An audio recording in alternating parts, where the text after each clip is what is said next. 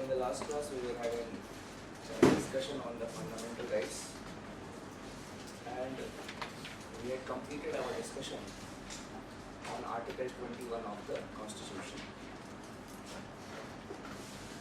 Now in today's class we will be beginning up our discussion with other fundamental rights.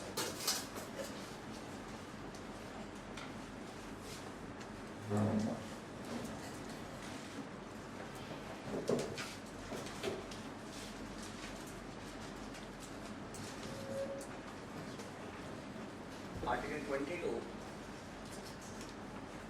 is protection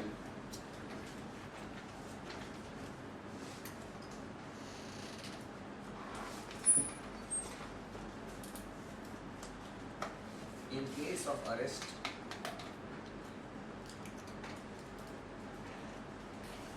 or detention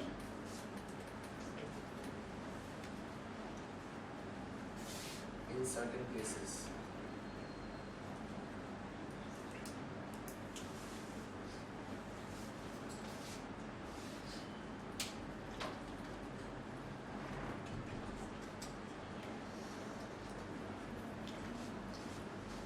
So Article 22, it deals with protection in case of arrest or detention in certain cases. Article 22 is basically a procedural right. Means what is the procedure that has to be followed in case of arrest or detention in certain cases. There are three procedural rights.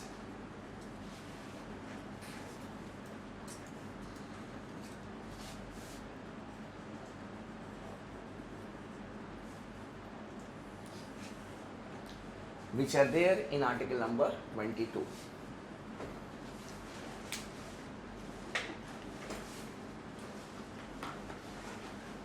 The first one, a person must be told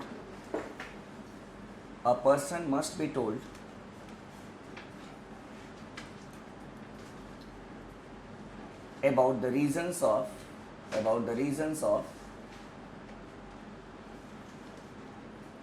his or her arrest.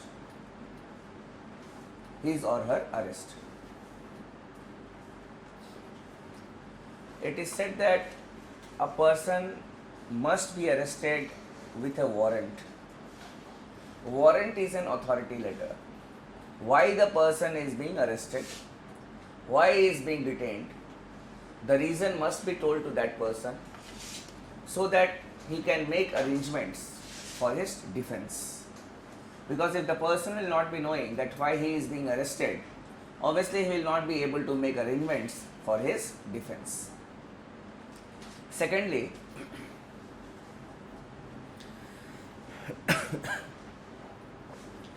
the person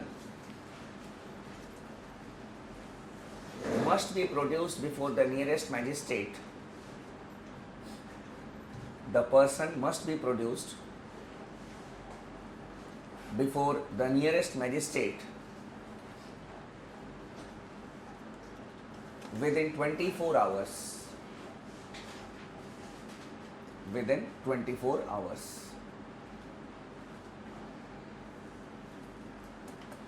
These 24 hours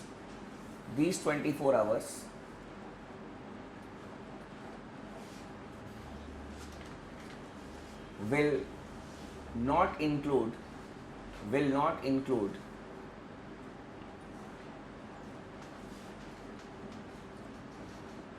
the time of journey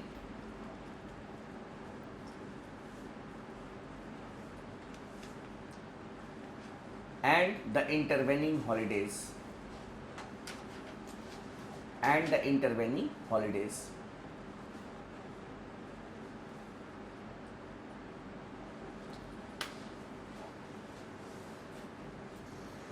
This is the second procedure that has to be followed. If a person has been arrested, the person must be produced before the nearest magistrate within 24 hours, and these 24 hours will not include the time of journey and the intervening holidays.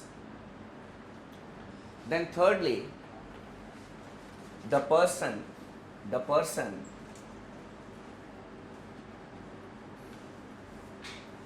must not be put into custody or must not be detained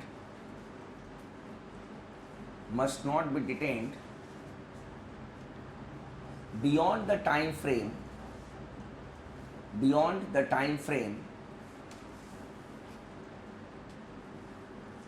set by the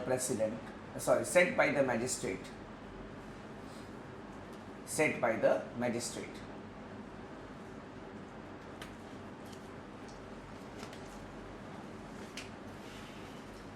Under the CRPC, the maximum period for which a person can be sent to the custody is of 14 days. And it all depends on the magistrate that for how many days the person will be sent into the custody. If the magistrate allows the detention for 3 days, then on the third day, the detained person must be produced before the magistrate again. If the magistrate extends the detention, then only the detention can be extended. If it is 1 day detention, then after the end of 1 day, the person should be brought before the magistrate again. If the magistrate extends it, then only it can be extended. For your knowledge, I'll tell you that there are 2 types of custody which is given by the magistrate. One is the police custody and the second one is the judicial custody. Now the person is sent into a police custody when there is a need for interrogation, that is when the interrogation is going on. For example, Somnath Bharte, the MLA of Delhi, he was arrested, he surrendered, and then the magistrate sent him to the police custody as interrogation had to take place. Again, he was sent to the judicial custody for a day. Now, when a person is sent to the police custody or the custody of the investigating agency, it can be the CBI, it can be the NIA, it can be the state SIT, or we can say the CID. The person is kept in the interrogation cell, which is there in nearly the police stations. The cells are there in the police stations.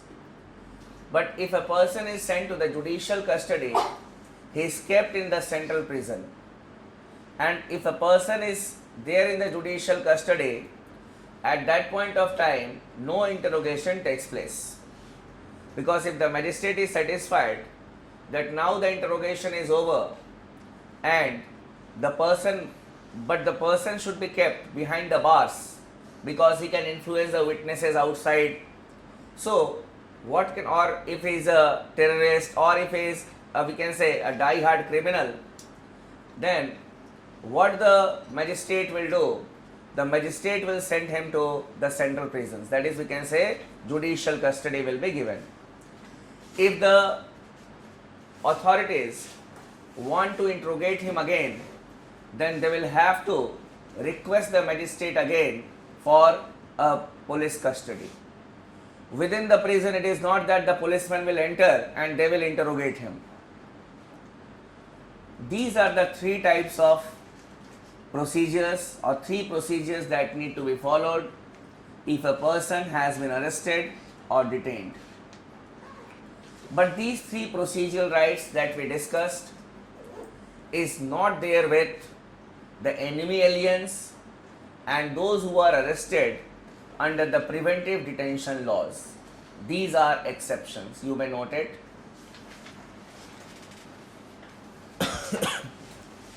Exceptions.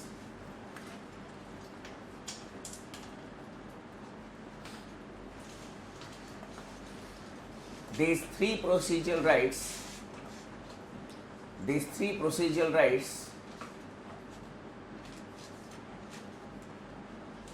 are not given to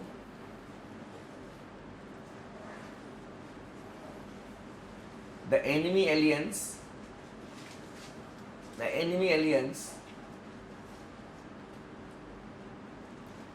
and those who are arrested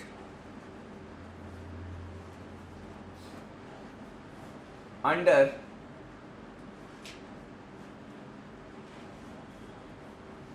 the preventive detention laws.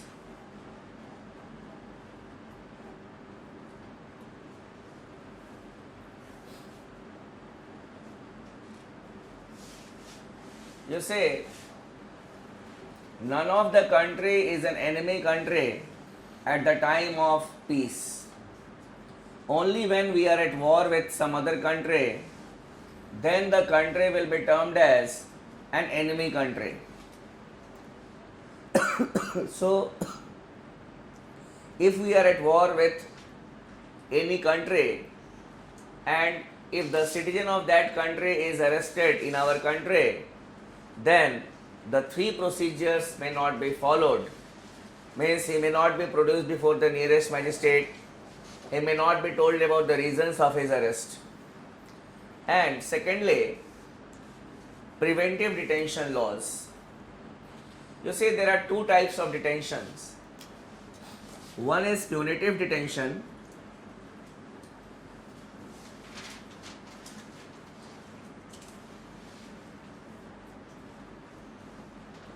and we have preventive detention.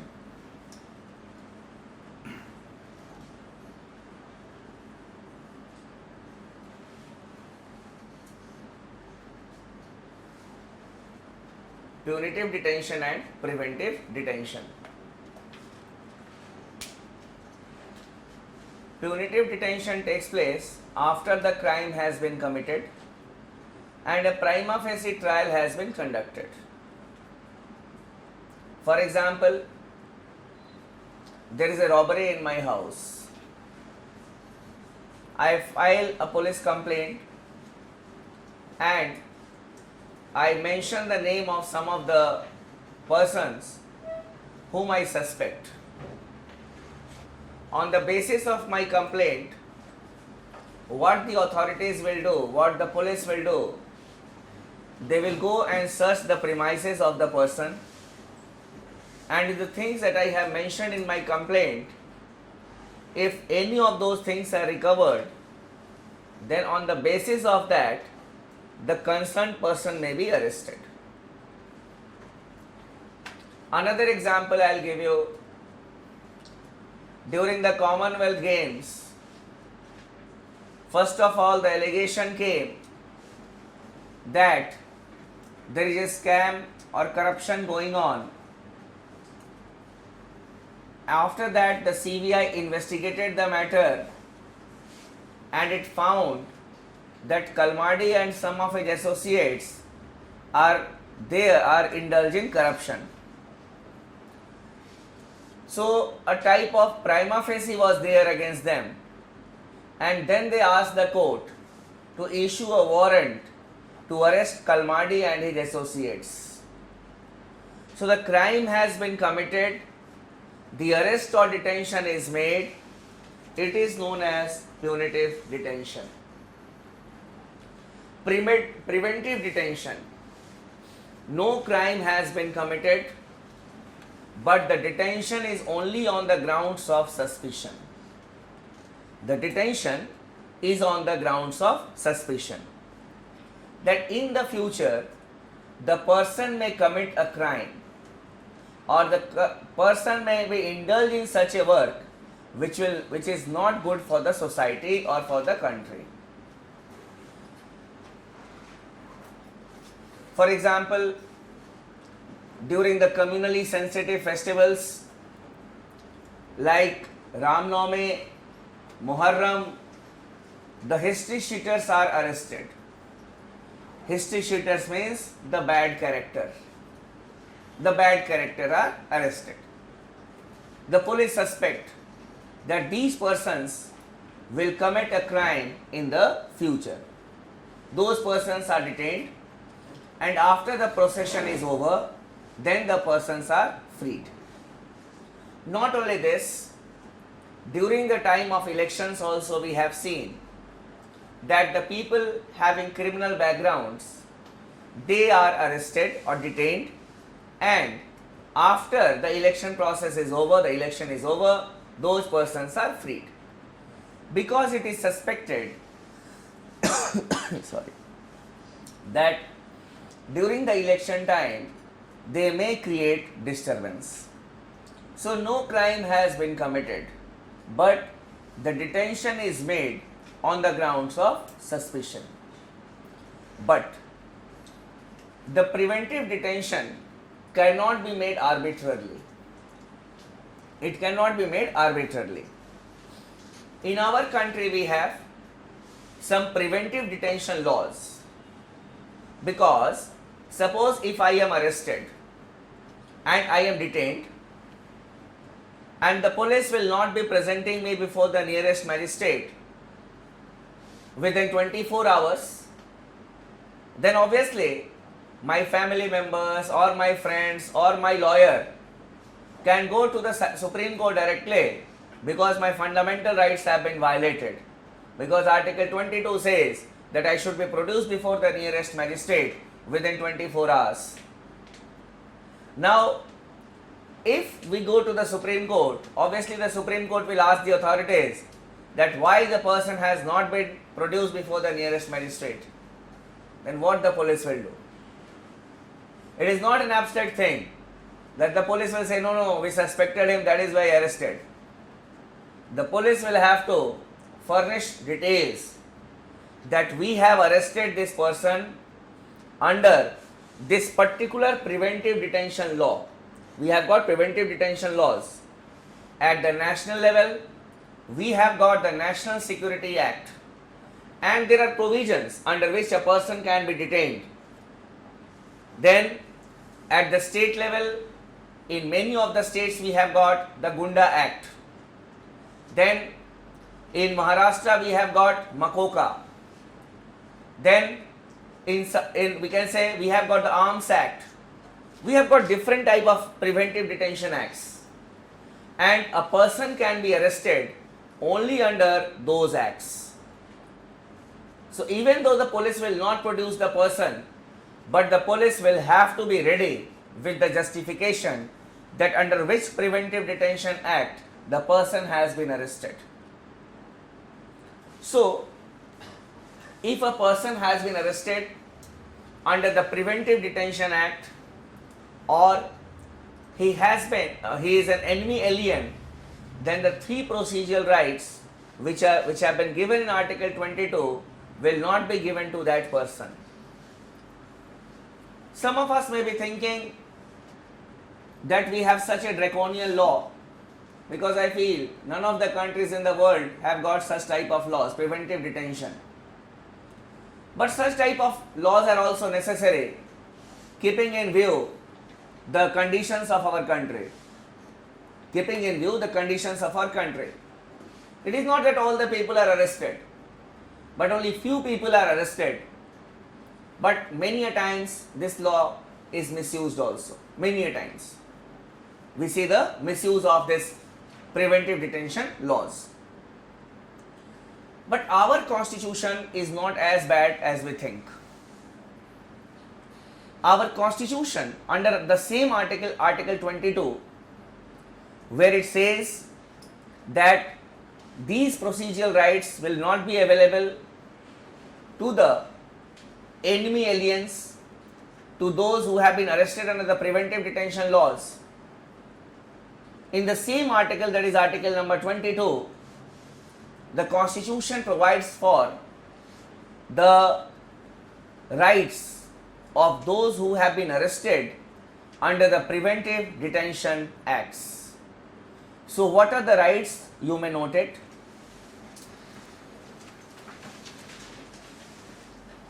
Rights of those who are arrested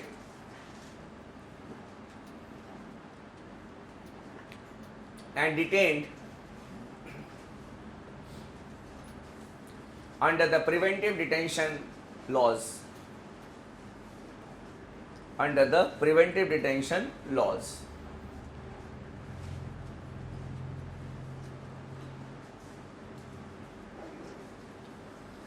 First, the person should not be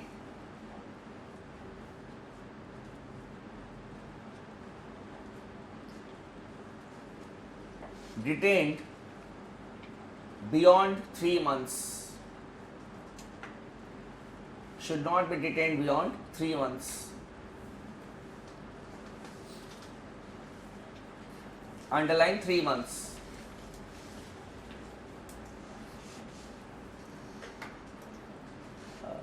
You can write further, if the detention is to be extended, if the detention is to be extended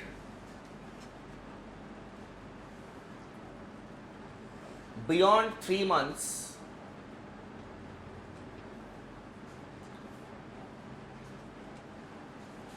it must be on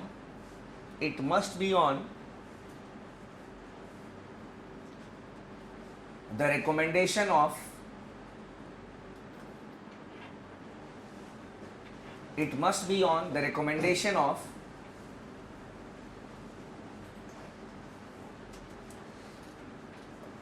a committee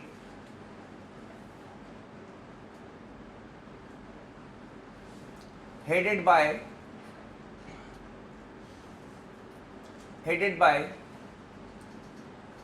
a judge of the concerned High Court. A judge of concerned High Court.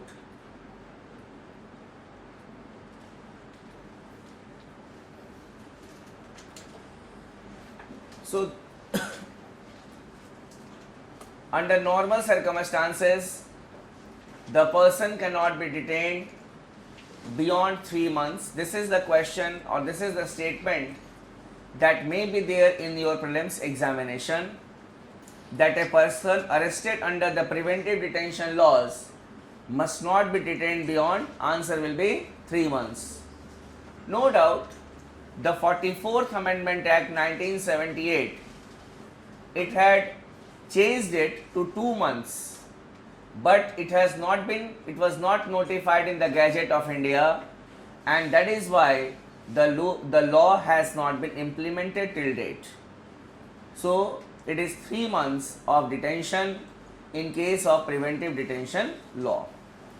The second and third clauses are just useless clauses, but they are there in the Constitution. I will just tell you, if you wish you can write, you may not write also. It says that the person should be told about the reasons of his arrest as soon as possible. Okay, what is this as soon as possible? So that is why I said it is a useless clause. And then it is also written that the person should be produced before the competent authority as soon as possible. Competent authority, that is a magistrate, as soon as possible. So these two clauses are very vague clauses, but the first clause is the concrete one, that is the person should not be detained beyond 3 months, and that is the only one thing that you need to remember from the prelims point of view. This was your article number 22. Some of you may be very much concerned about certain things. I would like to tell you again today that some of you may be feeling, array, such a law is sometimes misused by the executive, the police. Obviously, many of the times it misuses such a law. It is also said that Article 22 is violation of right to personal liberty, that is Article 21. Lot of things are there. So, no doubt, if we talk about theoretically, it may seem to be a violation, but these laws are there only to meet some emergency situations. Only to meet some emergency situations. Now, there is no need to be concerned about such type of things, but I'll tell you one thing, that we always say, array, this law is bad in this country, that law is very bad in this country. I suggest to my students that when you become a district magistrate, obviously the power to sign the preventive detention will be in your hands. When the inspector will come, obviously a person of inspector rank will be coming to you, not a person of SP will be coming to you. The sub-inspector or the SHO or the inspector will come into you, sir, we want to take these persons under preventive detention. Then you should verify the credentials of that person, then only you can sign the person, we can say, the preventive detention. It is in your hands. So basically, we are not supposed to be the critics of the system. When given an opportunity, we should try to improve the system. It is very easy to be critical of the system, and we can say, right, that okay, this is a country which is very useless country, that country, so why we should not leave this country? My answer is that. Clear? But be a part of the system, try to improve the system as you can do it. There is no need to be concerned about the problems. The problems are there, and obviously you will be appointed to solve the problems. You will be appointed to solve the problems. That's all. Now, coming to article number 23 and 24, that is right against exploitation.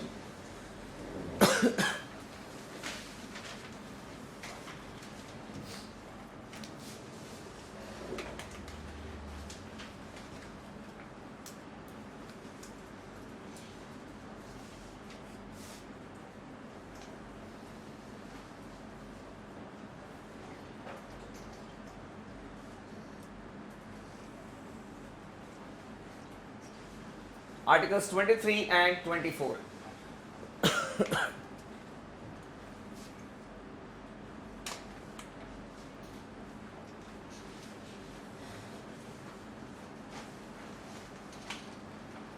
Article 23 prohibits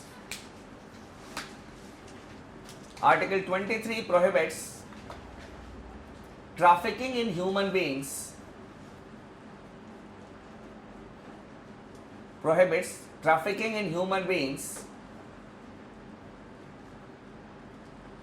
and begar.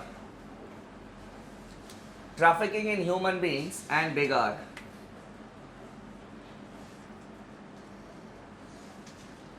This is the word which has been used in our constitution.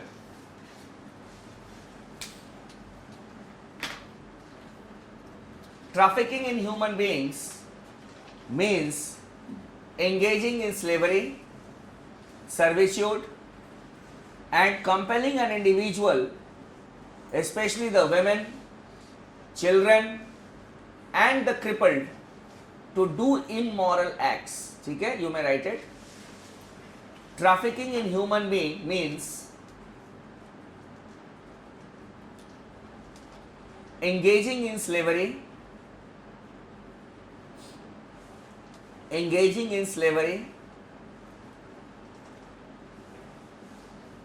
and servitude,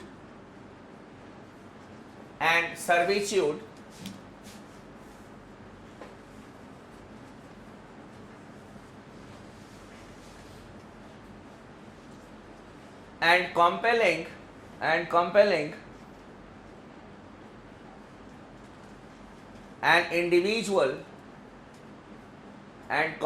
an individual, especially children,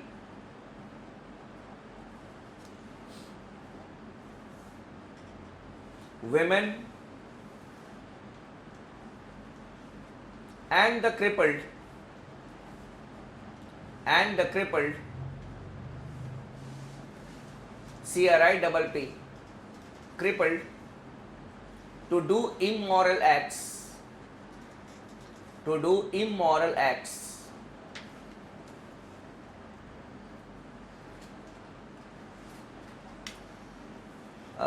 like begging, prostitution, all will come under trafficking of human beings. When we talk about begar, begar is forced labor.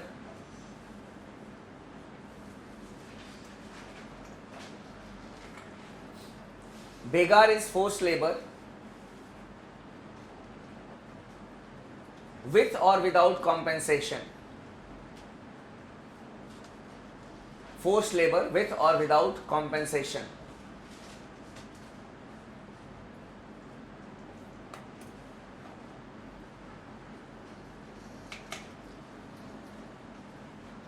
So even if a person is not willing to go somewhere, but because of some compulsions he has to go there, we can say that it is begar. But we may have seen that the public officials